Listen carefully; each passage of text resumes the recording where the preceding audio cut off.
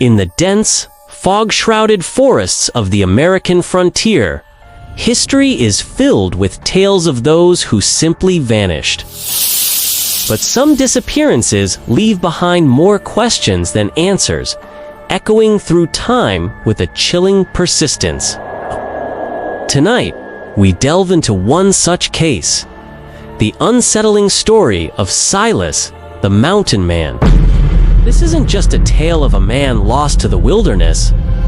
It's a story riddled with strange clues, bizarre discoveries, and a mystery that blurs the line between historical fact and supernatural horror. What really happened in that isolated cabin back in 1893? The truth might be far stranger than any legend. This is Beyond Horror Explained. The year was 1893.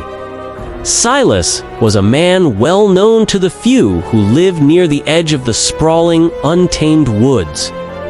He was a seasoned trapper, a true mountain man who knew the land like the back of his hand.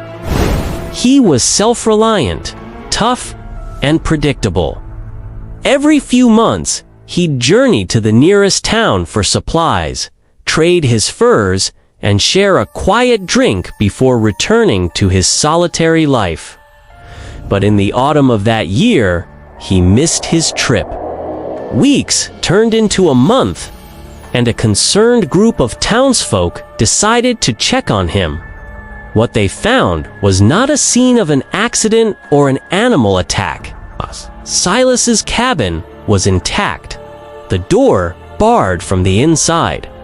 After forcing their way in, the unsettling atmosphere grew thicker. A single meal was laid out on the table, untouched and covered in a thick layer of dust. His rifle was propped against the wall, his coat still hung on its peg, and his boots were by the hearth. It was as if he had simply vanished into thin air from within his own sealed cabin. But the strangest discovery was in his journal. The last entry, scrawled in a frantic hand, read, "It has no eyes, but it sees. It has no voice, but it calls my name." No further explanation was ever found. Silas was never seen again. So, what happened to Silas? Let's analyze the evidence. The first and most logical theory points to the historical context, the Panic of 1893. This was one of the worst economic depressions in American history. People were losing their fortunes, their homes, and their minds.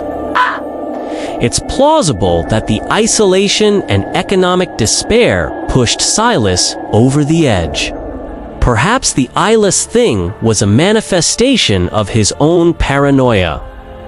A psychological break that led him to wander out into the wilderness to his doom, somehow securing the door behind him in a final, irrational act. This would explain the abandoned meal and the eerie journal entry as the writings of a fractured mind, but the details just don't fully align. How could he have barred the door from the inside and then disappeared? This is where a more terrifying theory emerges. The local Native American tribes spoke of an ancient spirit of the forest, a creature of hunger that didn't consume flesh, but presence. They described it as a being that could pass through walls, a silent entity that lured its victims by whispering their names from the shadows. Could Silas have stumbled upon something ancient and malevolent? His final journal entry, "It has no eyes, but it sees," perfectly aligns with these old legends. In this version of events, Silas wasn't a victim of his own mind, but of a supernatural predator that simply erased him from existence, leaving behind only a few cryptic words as a warning. In the end, the fate of Silas the Mountain Man remains a chilling footnote in the annals of the unexplained. Was he a casualty of the psychological pressures of a nation in crisis? A man who succumbed to his own inner demons? Or was he the victim of something far older and more sinister, a presence that still lurks in the deep woods? The evidence allows for either conclusion, leaving us suspended between a rational explanation and a horrifying possibility. The story serves as a stark reminder that sometimes, the most frightening monsters aren't the ones we can see, but the ones that whisper just beyond the firelight. Thank you for watching. Don't forget to like and subscribe for more deep dives into the unknown.